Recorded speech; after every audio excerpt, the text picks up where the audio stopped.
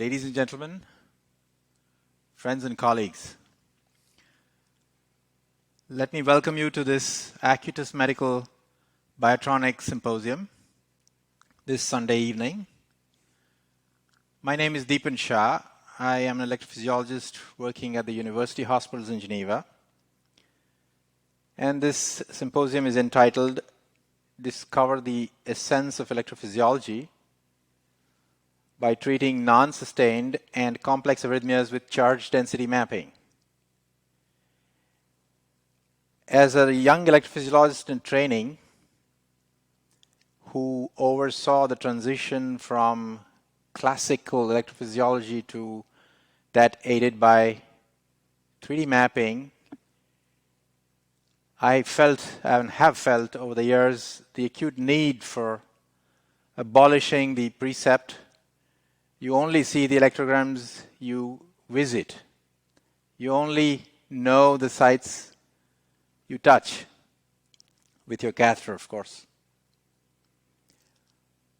So today's symposium will start to address some of that part of my wish list. And I'm, like you, looking forward to the contents. It will not have escaped some of this audience that you can trace the beginnings of this technology some years ago to the earlier iteration of non-contact mapping, and we've come a long way from then. And you will, as you will see, the precise knowledge of the underlying anatomy allows a refined calculation of the inferred solution, and the higher spatial resolution afforded by the charge density calculation may also have contributed in some ways and to some extent to the efficacy of this new technology. So in sum, the learning objective this evening is to identify, visualize, and treat non-sustained as well as complex arrhythmias such as atrial fibrillation and VT to improve clinical outcomes with principally a non-contact based strategy. Please remember that you can always put in questions both online and using the microphone, and we value your comments as well as interaction. So let me, without much more ado, welcome the presenters for this evening and start off with Dr. Stephen Murray from Newcastle in the United Kingdom, who will talk to us about the use of non-contact mapping in daily clinical practice. Steve. Thank you. Thank you, everyone. Thank you, Mr. Chairman. I want to start off by telling you about my experience with this technology. When I was training, I was shown maps of atrial fibrillation using optical mapping. And that was the essence to things like the MACE procedure. So the history was about fibrillation being not quite so complicated, perhaps, and maybe interruptible, controllable.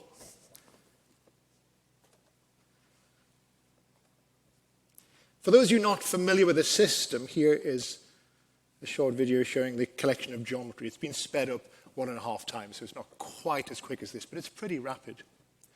And we start with a basket, which is capable of throwing ultrasound and measuring the distance to the chamber wall and creating a 3D geometry. The basket has electrodes, so it can measure far-field unipoles from that in a virtual sense, and then display electrograms, which have been measured something like 200 times per second to generate the AcQMap.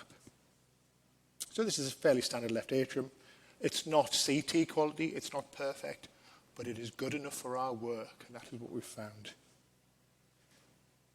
There are some further enhancements, so it looks a bit spiky at the moment where the ultrasound is filled in, particularly posterior wall, some of the venous ostia, the transeptal puncture, but these can be smoothed off, and you're left with a shell, which is good enough to do the work with. It doesn't have to be CT quality. This is not contact mapping in the traditional sense.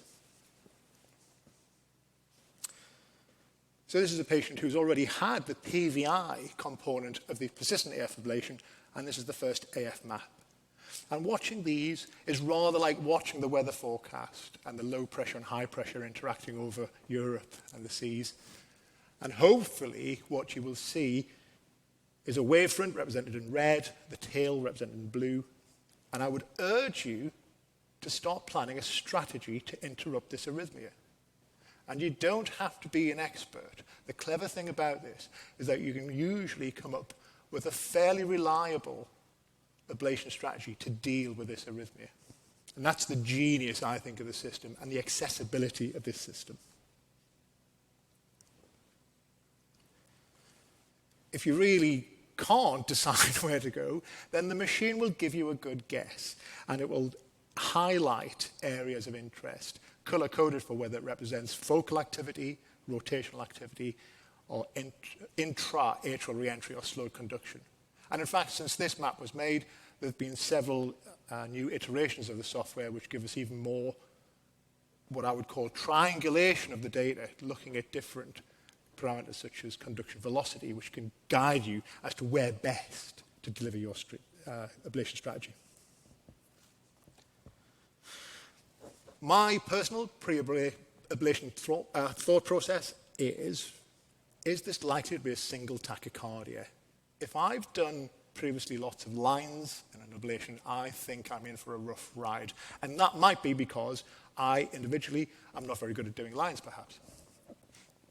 Is it known to be multifocal? Have we tried to map this with a conventional contact mapping system?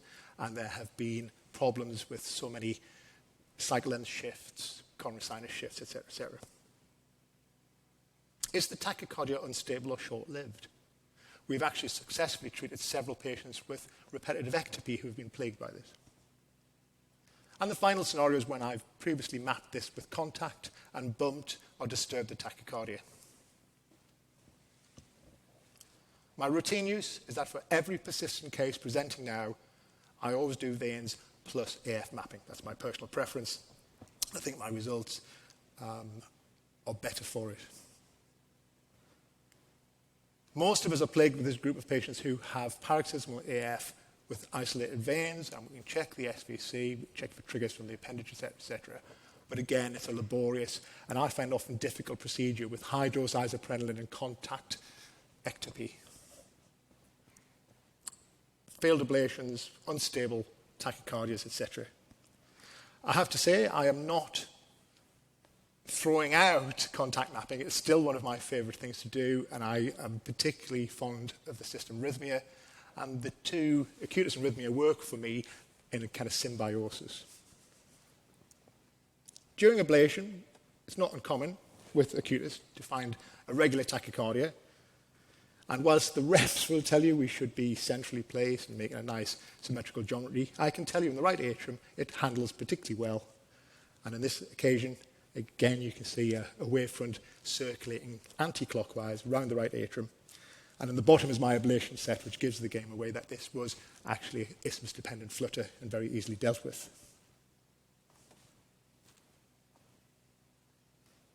This, however, is an ECG of a gentleman who had a persistent AF ablation 5 years ago and enjoyed total sinus rhythm during that period, and then presented out of the blue with a sustained atrial tachycardia.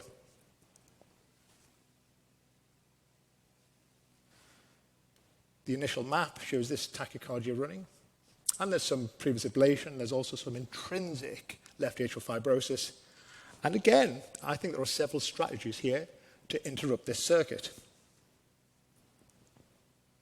What concerned me on the anterior wall is that you can see there's a wavefront which, even though it's passing through the roof, there is something scooting round by the mitral annulus, and there's quite an extensive anterior scarring there. This man has not previously had a seatbelt line. This is all intrinsic disease. And again, I think most of us could come up with a strategy which is likely to be successful here. I think there's more than one, perhaps. But in this scenario, I felt that tackling the anterior seatbelt line would be the correct thing to do. It's thin-walled tissue, relatively speaking. It's away from a lot of our danger areas, like the esophagus. And in doing so and completing this line, I got tachycardia slowing, but not termination. But again, I'm not worried by this. I can take a 10-second recording. I can make now a non-contact super map, which I urge you to look at the booth to understand and actually gather more data. And what I found was this map. So again, maybe we can do a show of hands. Who thinks my line is intact? Have I done a good job? I'm staggered by the overwhelming sense that I haven't done a proper line, but you are entirely correct. I also said I was very poor at doing lines at the start of the talk. If we slow it down, you actually see there's a little squirt. So just as we see with contact mapping, but this map has been created under 30 seconds. And it shows me there's clearly a point where the tachycardia is breaking through, and guess what happens when I do my lesion there? Again, this bit of the anterior left atrium is quite interesting. We were talking earlier on today with Professor Betts about the relationship of aortic root tachycardias, this complex relationship between Bachmann's bundle, but there's the proof. So, in summary, ladies and gentlemen, Mr. Chairman, fellow speakers, in my opinion, mapping these cases is pretty miserable. What I decide to do is choose the least miserable way of doing this, and I believe non-contact mapping fulfills that role. When we all used non-contact mapping with the ESI balloon in the early days, it had so much promise. We were told there'd be smaller iterations. I think finally we are at that point. Thank you very much.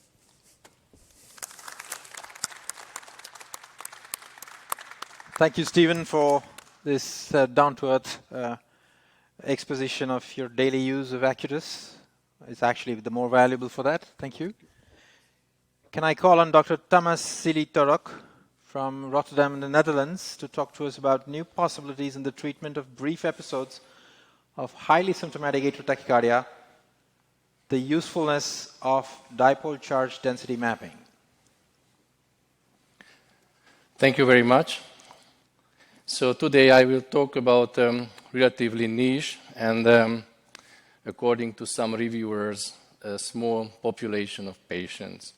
This is patients with short runs of atrial tachycardias, and I would like to share with you ablating those from the Erasmus Medical Center. First, I must say that according to me, this is not a small population of patients.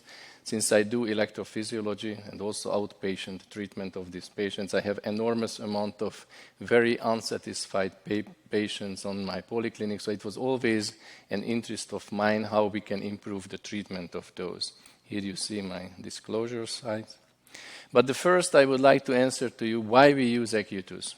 Steve already told you the most important thing, but I also would like to emphasize one more thing, that when I had to summarize on which way you can improve electrophysiology procedures, you can always invest in energy sources, biophysics, imaging, mapping, navigation, robotics, and of course the most important, I think, for all of us to understand better the mechanism, especially for atrial fibrillation.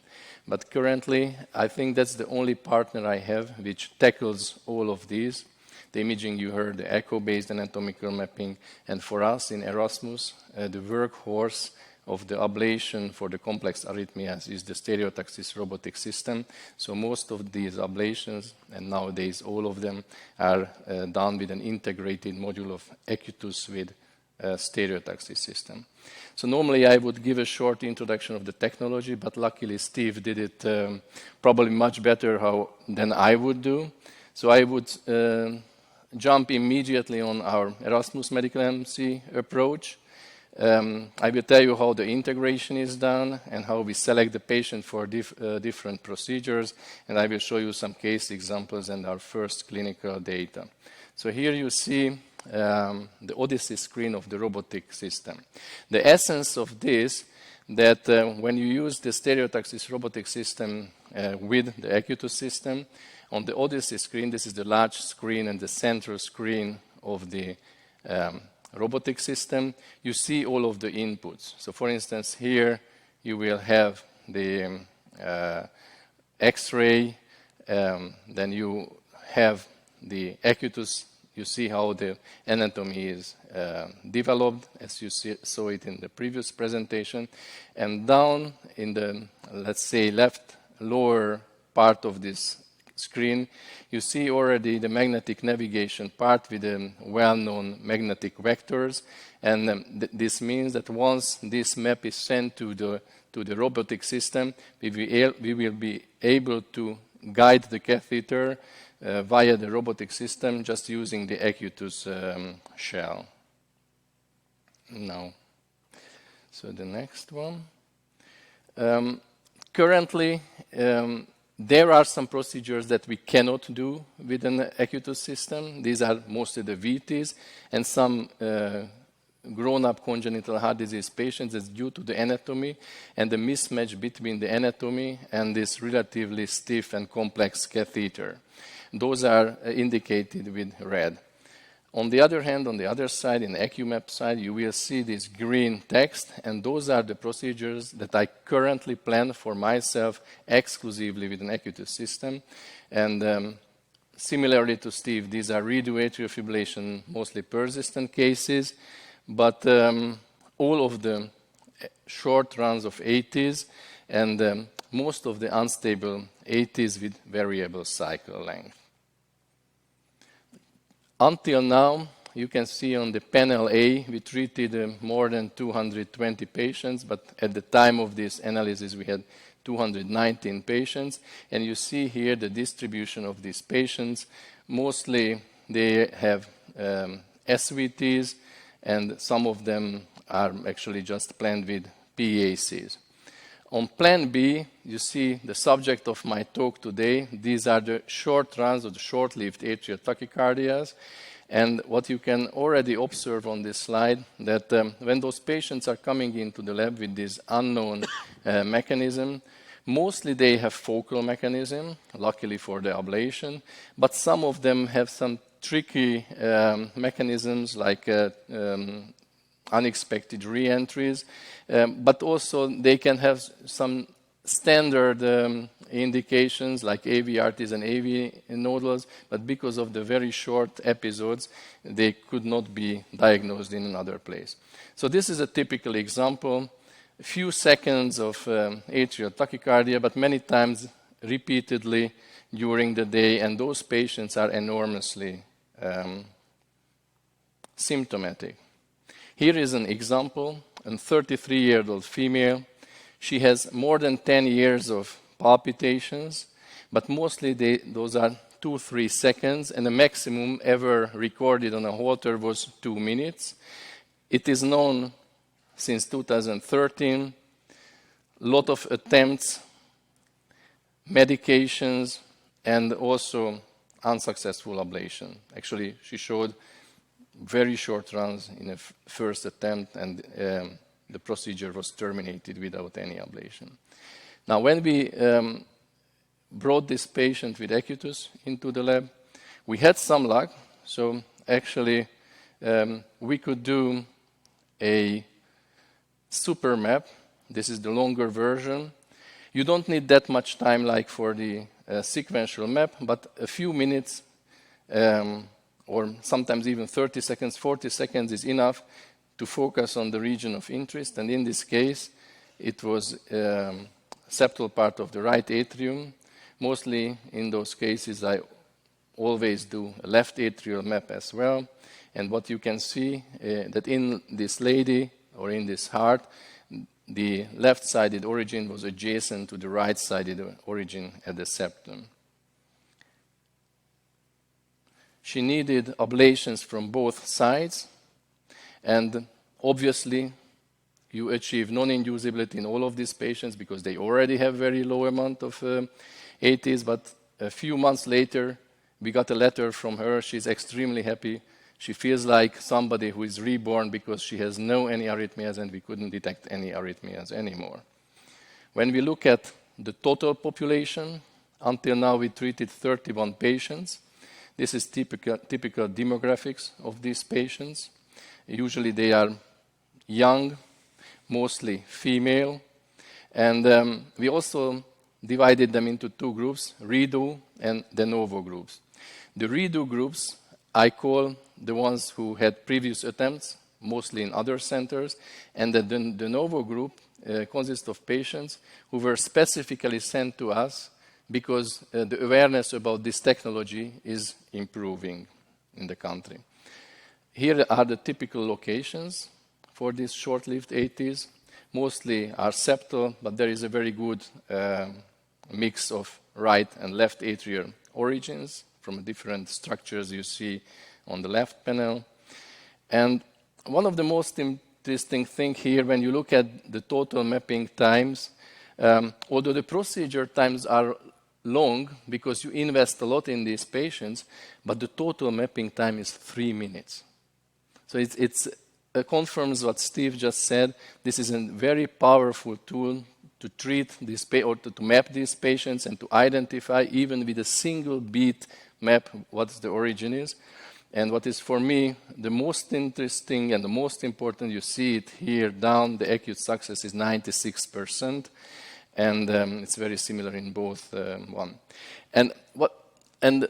We also actually compare the time passed from the beginning of the symptoms to the final procedure. And in the first group, in the redo patient group, the patients were there for years, walking with their symptoms. And since the awareness about this technology improving, from the beginning, the average is only 15 months. So actually they get to us much earlier, and we come with a solution much earlier, which is, I think, a huge advantage for this patient group. So these are my conclusions. It gives new possibilities in mapping and imaging. Today, I was focusing on the short episodes of atrial tachycardias, but I agree with the previous speaker. We use it also for a lot of a wide range of arrhythmias. And these arrhythmias, so just take them into the lab. Don't reject them from ablation, because with this technology, you can give them the final solution. Thank you.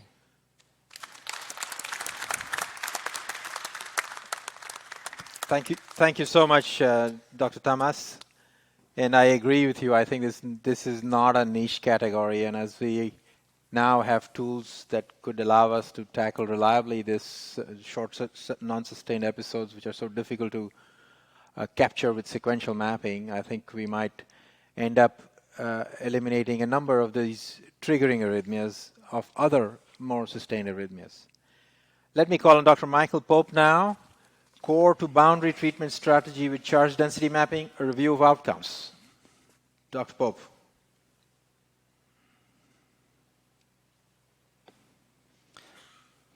Thank you. Thanks for the introduction. So these are my only declarations. So why a new approach? A number of empiric strategies have been tried to improve ablation outcomes, particularly in persistent atrial fibrillation when moving beyond the pulmonary veins. But I think probably the most widely adopted strategy generally has been posterior wall isolation. But unfortunately, we do now have a number of randomized trials, albeit in slightly different patient groups and performed slightly differently, not showing particularly improved outcomes with this approach. And why is that? And along with a number of the other strategies, or empiric strategies, I think the problem is exactly that, that these are purely empiric strategies and do not allow for an individualized approach to treatment. And that means that although they may be beneficial in some patients, the performance of additional unnecessary ablation in others purely exposes the risk of further arrhythmias. And that's important because not all atrial fibrillation is the same. These are maps from 2 separate patients on the left-hand side there. And again, hopefully having seen some of these maps in Dr. Murray's talk particularly, you can see that these show relatively organized, smooth wavefronts with repetitive patterns through the chamber. In comparison to these maps, again, of 2 patients, and these are all patients with persistent AF, that are much more chaotic, not the same uniform, organized activation as you see on the left. These are clearly very different phenotypes. and no doubt require different approaches. And in developing those approaches, I think it's important to understand the patterns that we see and their characteristics, and how we can use those to guide the ablation approach. And the particular patterns that we can see are these rotational activation patterns, as you see on the top there, focal activation, and these more complex localized irregular patterns. And these overwhelmingly are made up predominantly of areas of slow conduction, but also pivoting, changing wavefront direction within a localized zone. And these have important characteristics that, when designing the ablation strategy, are important to bear in mind. Ablation, of course, is a fixed therapy, and areas of these patterns require fixed sort of spatial properties to be successfully ablated. And you'll see that these, you can see here, this is an example of one patient where every activation pattern at every part of the chamber is quantified during one map on the x-axis and another separate map taken several minutes later on the y-axis. And you can see that these irregular activation patterns are by far the most stable and consistent. And actually these rotational patterns, the least so. And if you look at just the core of these zones with the most frequent patterns, then the same properties exist. And that does seem to be related, at least to some extent, to conduction heterogeneity. When you pace at shorter cycle lengths, the heterogeneity in these irregular activation zones increases. And in terms of outcomes from ablation, the Uncover data was the first outcome trial published a few years ago now, with the sort of first experience using this technology, and showed promising results with almost 70% freedom from any atrial arrhythmia recurrence over a 12-month follow-up. And we've taken that further and used the experience along with the colleagues in the Brompton to try and design and refine our strategy of ablation and develop this core to boundary strategy that can be adopted in all patients. And how this works or how we go about applying this is to map patients with persistent AF at the beginning of the case prior to pulmonary vein isolation, identify these sites of repetitive complex activation, potentially incorporate those sites within your encirclement or pulmonary vein encirclement where they sit with, close to that region, and then map atrial fibrillation again after pulmonary vein isolation, and then ablate those targets again. And we can compare this approach in 40 patients against a propensity-matched group of pulmonary vein isolation and posterior wall isolation over a 24-month follow-up period. And to go into a bit more detail about these conduction patterns and the ablation strategy, you see these zones where you get coupling of these irregular rotational and sometimes also focal firing, such as this zone below the left inferior pulmonary vein, where you see pivoting at one point, rotation at another part in the cycle, and focal activation immediately adjacent to that at another point.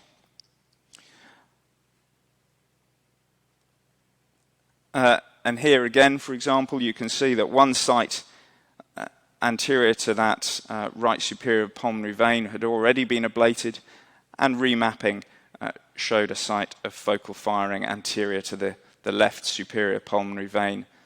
And again, focal ablation to that site, a core of ablation to both of those, anchored to adjacent non-conducting boundaries. And importantly, here you see that that leaves that vulnerable channel in between, and further ablation close that to reduce the risk of proarrhythmia. And in terms of outcomes with this approach, one thing that you find, in keeping with what I previously said about the phenotype or appearances being different in different population groups, the more long-lasting the atrial fibrillation, the more number of sites targeted, the more complex the AF pattern seen. And overall, acute AF termination was seen in 73% of the patients in the quarter boundary charge density guided group.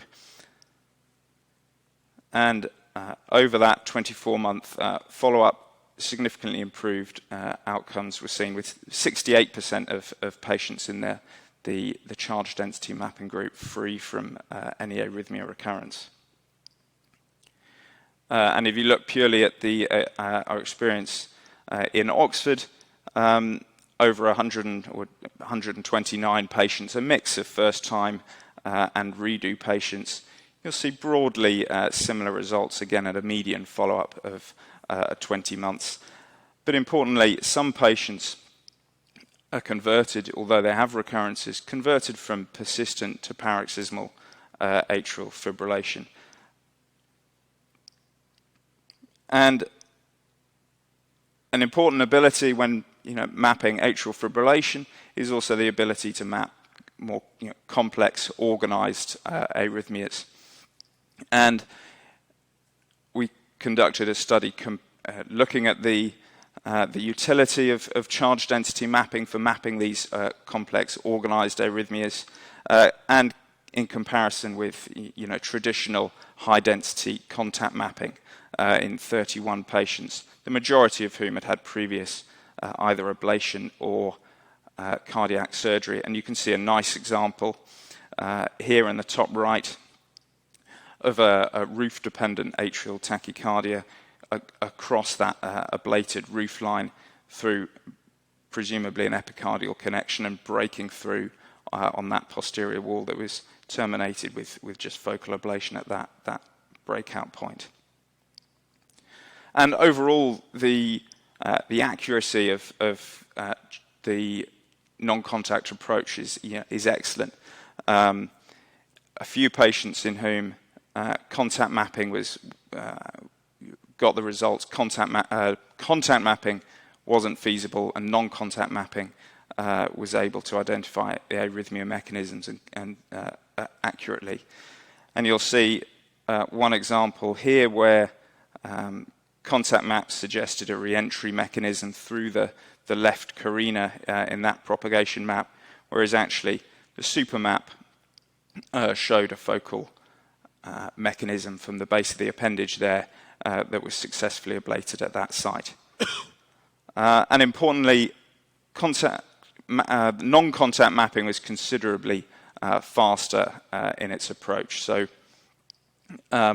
overall mapping of all mechanisms was about 3 minutes or 3.5 minutes quicker overall compared to contact mapping, and with significantly higher point density.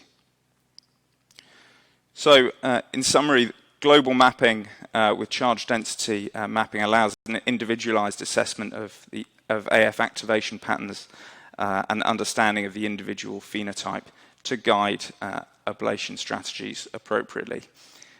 Clearly, more work is needed to fully understand the mechanistic significance of these areas, but it's clearly able to rapidly and accurately map organised atrial arrhythmias with very, very promising outcome data at the moment.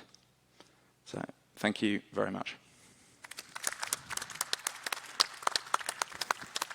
Thank you very much, Dr. Pope, and may I invite you back to rejoin us at the panel.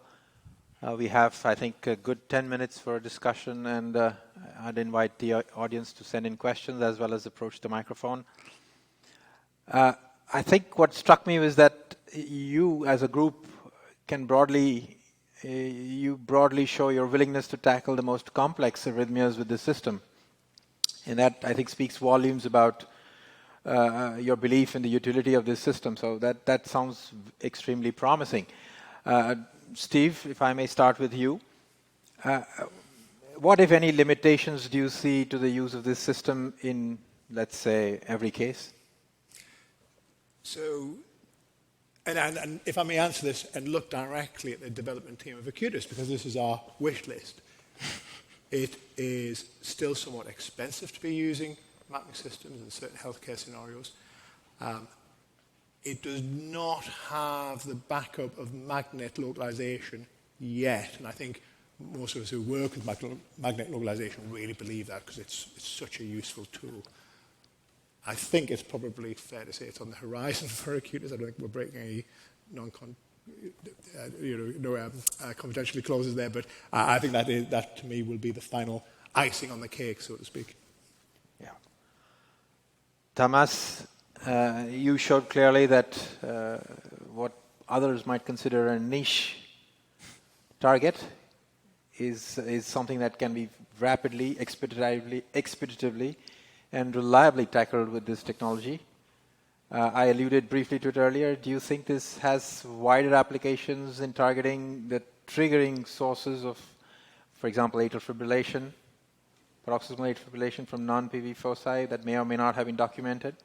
Yeah, absolutely. I completely agree with you. And that's why I put my slide about the planning, how we plan the patients in Erasmus MC. That hopefully I won't be famous about that. I do Acutus only for short-lived atrial tachycardias. Actually, I try to do all, and the most complex one definitely with an Acutus system, and also atrial fibrillation. And I have a remark also because I see Uncover 70%, I see your data 70%, and we just recently analyzed our data for atrial fibrillation, which is again repeatedly 70%, and that's what we missed actually in persistent atrial fibrillation ablation in the past, while in paroxysmal we have standardized and reproducible data. When you looked at the treatment strategies and the success rates in persistent atrial fibrillation, they showed a wide range of 20 to 80 of 90%, and I think with this therapy we are getting to the standardization. And if I may have one remark about the long and very complex atrial tachycardias post-MACE or patients after many PVIs, my wish list would be a clear guide actually, and maybe on a software level, to show to people the differences between focal and re-entry, because interpreting these maps are not easy, especially for beginner eyes. And what we do, and that's my suggestion currently, you have to do it manually, I mean yourself, but it can be automatic in the future. When it's a very complex re-entry after many lines, then focus on the slow conducting zone and the timing of the slowest conduction in the cycle, and in the focal, of course, it's more the propagation map and the activation map which decides where it is. And currently we have to do it ourselves, but I think the company should invest making it automatic. Thank you. Dr. Pope, I totally agree with your thesis of individualized ablation strategies. Not surprising, we've been doing an electrophysiologically based individualized strategy for nigh on 8 years. And we use simple repetitive non-inducibility testing after separate segments of ablation. And we've shown that 68% of paroxysmal atrial fibrillation can be rendered non-inducible by PVI only, but 22% no. And vice versa, 29% only of persistent and long-standing persistent atrial fibrillations do become non-inducible after PVI only. So I think this system provides the ideal electrophysiologically based, visually derived target solution for an individualized therapy. And you see that because, you know, some maps you see, pulmonary vein isolation, you think that's probably enough. The rest of the chamber looks pretty organized. There's not lots of complex pattern, and you can leave it at that. So what do you think are the limitations, such as, for example, of low voltage activation and of important areas which are not interrogated with the same degree of thoroughness, such as the coronary sinus and the lower septal areas, the interseptal areas? Yeah, you know, there are parts of the chamber that you can't visualize, you know, and of course you can only map one chamber at a time. But you know, you do sometimes see sort of surrogate markers, perhaps, that there might be something going on, you know, elsewhere. Perhaps lots of focal activation coming through from the septum that might guide you that something's coming from the other side, or similarly from around, you know, near the coronary sinus or something like that. There's one question that has come from the audience, addressed to Dr. Pope. What are your thoughts on the involvement of the right atrium? Yeah, I think so. In our quarter boundary paper, we after dealing with sites in the left atrium, we quite frequently moved and mapped and ablated in the right atrium. And I think certainly in a proportion of patients it plays a part.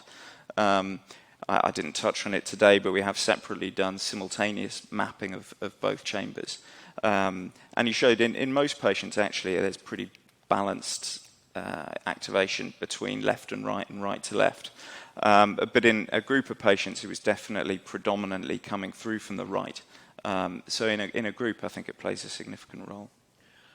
So to the final 2 minutes, I'd address the solution of what you think is the best complement for them. We have now an ideal mapping tool. Don't we need an ideal ablation tool as well with it? And what would you use for ablating with this system? Obviously, BIOTRONIK has solutions. They have the gold irrigated caster. They have the gold caster now with contact force that's available. And you are using stereotaxis. And you have presumably used the regular ablation tools as well. Where do you think each of these fit in? For example, Tamas, you have the widest range of experience with the different ablation tools.